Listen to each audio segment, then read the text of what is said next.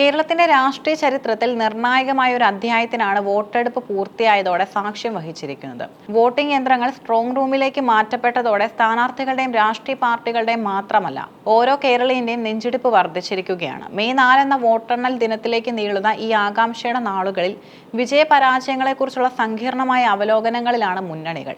പതിവ് ശൈലികളെ പൊളിച്ചെഴുതിയ പോളിംഗ് ശതമാനം, രാഷ്ട്രീയ തന്ത്രങ്ങളും കേരളത്തിൽ ഭരണ തുടർച്ചയാണോ അതോ ഭരണമാറ്റമാണോ ഉണ്ടാകുക എന്ന വരും ദിവസങ്ങളിലെ ചൂടേറിയ ചർച്ചാ വിഷയമാണ്. യുണൈറ്റഡ് ഡെമോക്രാറ്റിക് ഫ്രണ്ടിനെ സംബന്ധിച്ചിടത്തോളം ഇത്തവണത്തെ തിരഞ്ഞെടുപ്പ് നിലനിൽപ്പിന്റെ പോരാട്ടം കൂടിയാണ്. കഴിഞ്ഞ ലോക്സഭാ തിരഞ്ഞെടുപ്പിലെ വൻ വിജയം നിയമസഭയിലും ആവർത്തിക്കുമെന്ന ഉറച്ച വിശ്വാസത്തിലാണ് കോൺഗ്രസ് നേതൃത്വം. പതിവ് പോളിംഗ് രീതികളിൽ നിന്നും വ്യത്യസ്തമായി തെക്കൻ കേരളത്തിൽ ഇത്തവണ രേഖപ്പെടുത്തിയ മികച്ച പോളിംഗ് UDF ക്യാമ്പുകളിൽ വലിയ ആവേശമാണ് ഉണ്ടാക്കിയിരിക്കുന്നത്.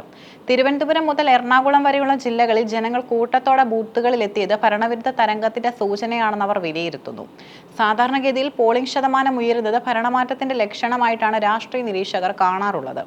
AICC ജനറൽ സെക്രട്ടറി KC വേണുഗോപാലിന്റെ ബൈ ബൈ പിണറായി എന്ന പരാമർശവും പിണറായി വിജയന് ജനങ്ങൾ നൽകിയ ഗുഡ് ബൈ ആണ് ഈ വോട്ടെടുപ്പ് എന്ന രമേശ് ചെന്നിത്തലയുടെ പ്രസ്താവനയും UDFന്റെ ആത്മവിശ്വാസം എത്രത്തോളം ഉണ്ടെന്ന് വ്യക്തമാക്കുന്നു. പ്രതിപക്ഷ നേതാവ് VD സതീശൻ അവകാശപ്പെടുന്നത് UDF 100-ലധികം സീറ്റുകൾ നേടുമെന്നാണ്. മുസ്ലിം ലീഗിന്റെ കണക്കുകൂട്ടലുകൾ പ്രകാരം ന്യൂനപക്ഷ വോട്ടുകൾ പൂർണ്ണമായും UDFിലേക്ക് കേന്ദ്രീകരിച്ചിട്ടുണ്ട്. വോട്ടർ പട്ടികയിൽ വ്യാപകമായി നടന്നിരുന്ന ഇരട്ട വോട്ടുകളുടെയും കൃത്രിമ വോട്ടുകളും തടയാൻ കഴിഞ്ഞത് ഞങ്ങൾക്ക് ഗുണകരമാകുമെന്ന് UDF വിശ്വസിക്കുന്നു. സ്വീകരിക്കപ്പെട്ട പട്ടിക പ്രകാരം നടന്ന വോട്ടെടുപ്പിൽ ജനാധിപത്യപരമായ വിജയമാണ് തങ്ങൾ പ്രതീക്ഷിക്കുന്നതെന്ന് നേതാക്കൾ പറയുന്നു. ഭരണ തുടർച്ച എന്ന അത്യപൂർവ ചരിത്രം രചിക്കാമെന്ന പ്രതീക്ഷയിലാണ് ഇടതുപക്ഷ ജനാധിപത്യ മുന്നണി. സർക്കാർ നടപ്പിലാക്കിയ വികസന പ്രവർത്തനങ്ങളും ക്ഷേമ പദ്ധതികളും ജനങ്ങൾക്കിടയിൽ വലിയ സ്വാധീനം ചെലുത്തിയിട്ടുണ്ടെന്നാണ് അവരുടെ പക്ഷം. സൗജന്യ കിറ്റുകൾ, വർദ്ധിപ്പിച്ച ക്ഷേമ പെൻഷനുകൾ, ലൈഫ് മിഷൻ വഴി നൽകിയ വീടുകൾ എന്നിവ വോട്ടർമാരെ സ്വാധീനിച്ചിട്ടുണ്ടെന്ന് CPM വിലയിരുത്തുന്നു.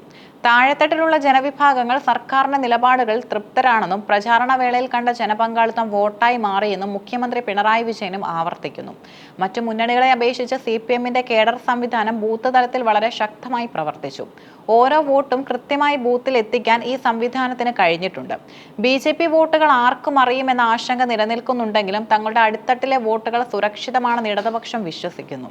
പ്രതിപക്ഷം ഉയർത്തിക്കൊണ്ടുവന്ന അഴിമതി ആരോപണങ്ങൾക്കോ ഭരണവിരുദ്ധ വികാരത്തിനോ ജനങ്ങൾക്കിടയിൽ സ്ഥാനമില്ലെന്ന് LDF അവകാശപ്പെടുന്നു.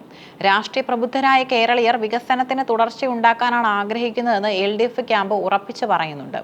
ഇത്തവണത്തെ തിരഞ്ഞെടുപ്പിൽ ഏറ്റവും കൂടുതൽ ചർച്ച ചെയ്യപ്പെട്ടത് BJP നേതൃത്വം നൽകുന്ന NDAയുടെ പ്രകടനമാണ്.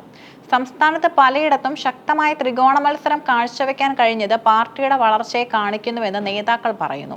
BJP സംസ്ഥാന അധ്യക്ഷൻ രാജീവ് ചന്ദ്രശേഖറിന്റെ വാക്കുകളിൽ പറഞ്ഞാൽ 4 സീറ്റുകളിൽ പാർട്ടി വിജയം ഉറപ്പിച്ചു കഴിഞ്ഞു. 5 അതിലധികമോ സീറ്റുകൾ വരെ ലഭിക്കാമെന്നും അവർ പ്രതീക്ഷിക്കുന്നുണ്ട്. കഴിഞ്ഞ തവണ ചെറിയ വോട്ടുകൾക്ക് നഷ്ടപ്പെട്ട മണ്ഡലങ്ങൾ ഇത്തവണ തിരിച്ചുപിടിക്കാനാവുമെന്നാണ് BJPയുടെ കണക്കുകൂട്ടൽ. കേരളത്തിൽ ഇത്തവണ ഒരു മുന്നണിക്കും ഭൂരിപക്ഷം ലഭിക്കാത്ത തൂക്കുസഭ വരുമെന്ന് BJP പ്രവചിക്കുന്നു. അത്തരമൊരു സാഹചര്യത്തിൽ BJP MLA-മാർ നിർണായക ശക്തിയാകുമെന്നും ഭരണം ആര് പിടിക്കണമെന്ന് അവർ തീരുമാനിക്കുമെന്നും പാർട്ടി വിശ്വസിക്കുന്നു. യുവാക്കളുടെയും വനിതകളുടെയും വോട്ടുകൾ NDAയ്ക്ക് അനുകൂലമായി ലഭിച്ചിട്ടുണ്ടെന്നാണ് പ്രാഥമികമായ വിലയിരുത്തൽ. വോട്ടെടുപ്പിന് ശേഷം മുന്നണികൾ നടത്തുന്ന അവലോകനങ്ങളിൽ ചില പ്രധാന ഘടകങ്ങൾ പ്രസക്തമാണ്. ഇത്തവണ പുതിയ വോട്ടർമാരുടെയും യുവാക്കളുടെയും പങ്കാളിത്തം വളരെ കൂടുതലായിരുന്നു. ഇവർ തൊഴിലില്ലായ്മയും വികസനവും മുൻനിർത്തിയാണ് വോട്ട് ചെയ്തതെങ്കിൽ ഫലം പ്രവചനാതീതമാകും. കേന്ദ്ര രാഷ്ട്രീയ സാഹചര്യങ്ങൾ മുൻനിർത്തി ന്യൂനപക്ഷ വോട്ടുകൾ ആർക്ക് അനുകൂലമായി ഏകീകരിക്കപ്പെട്ടു എന്നതും നിർണായകമാകും. സാധാരണ ഇത് UDFന് ഗുണം ചെയ്യാറുണ്ടെങ്കിലും ഇടതുപക്ഷവും ഇതിൽ വലിയ പ്രതീക്ഷ വയ്ക്കുന്നുണ്ട്. രാഷ്ട്രീയ അനുഭവം ഇല്ലാത്ത നിഷ്പക്ഷ വോട്ടർമാരുടെ തീരുമാനം എപ്പോഴും സർക്കാരുകളുടെ തലവിധി നിർണ്ണയിക്കാറുണ്ട്. ഇത്തവണ ഇത് ആരെ തുണച്ചു എന്നത് മെയ് 4-ന് മാത്രമേ വ്യക്തമാകൂ. വോട്ടെടുപ്പ് പൂർത്തിയായതോടെ രാഷ്ട്രീയ പാർട്ടികൾ ബൂത്ത് തലത്തിലുള്ള വിവരശേഖരണം പൂർത്തിയാക്കി കഴിഞ്ഞു. ഓരോ വാർഡിലും എത്ര വോട്ടുകൾ പോൾ ചെയ്യപ്പെട്ടു, അതിൽ തങ്ങൾക്ക് എത്ര വോട്ടുകൾ ലഭിക്കും എന്നതിനെക്കുറിച്ച് കൃത്യമായ കണക്കുകൾ മുന്നണികളുടെ പക്കലുണ്ട്. എങ്കിലും നിശബ്ദമായൊരു ജനവിധി എപ്പോഴും കേരളത്തിന്റെ പ്രത്യേകതയാണ്. UDF ഭരണമാറ്റത്തിനായി ദാഹിക്കുമ്പോൾ LDF ഭരണ തുടർച്ചയ്ക്കായി പോരാടുന്നു. എന്നാൽ ഇവരുടെ രണ്ടുപേരുടെയും വഴിമുടക്കി അക്കൗണ്ടുകൾ വർദ്ധിപ്പിക്കാൻ NDAയും കാത്തിരിക്കുന്നു. വോട്ടർ പട്ടികയിലെ ശുദ്ധീകരണവും തെക്കൻ കേരളത്തിലെ ഉയർന്ന പോളിംഗും ഭരണപക്ഷത്തിന്റെ ക്ഷേമ പദ്ധതികളും തമ്മിലുള്ള പോരാട്ടത്തിൽ ആര് വിജയിക്കും?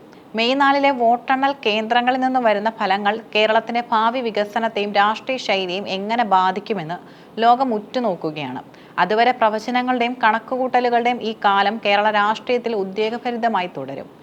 കേരളത്തിന്റെ രാഷ്ട്രീയ മനസ്സ് എപ്പോഴും പ്രവചനാതീതമാണ്. ഓരോ തിരഞ്ഞെടുപ്പും പുതിയ പാഠങ്ങളാണ് നൽകുന്നത്. ഇത്തവണത്തെ ശക്തമായ മത്സരം ജനാധിപത്യത്തിന്റെ കരുത്താണ് കാണിക്കുന്നത്. ഏത് മുന്നണി അധികാരത്തിൽ വന്നാലും ജനങ്ങളുടെ അഭിലാഷങ്ങൾക്കനുസൃതമായി പ്രവർത്തിക്കാൻ അവർ ബാധ്യസ്ഥരാണ്. മെയ് 4 ഈ വലിയ ചോദ്യങ്ങൾക്ക് ഉത്തരം നൽകും.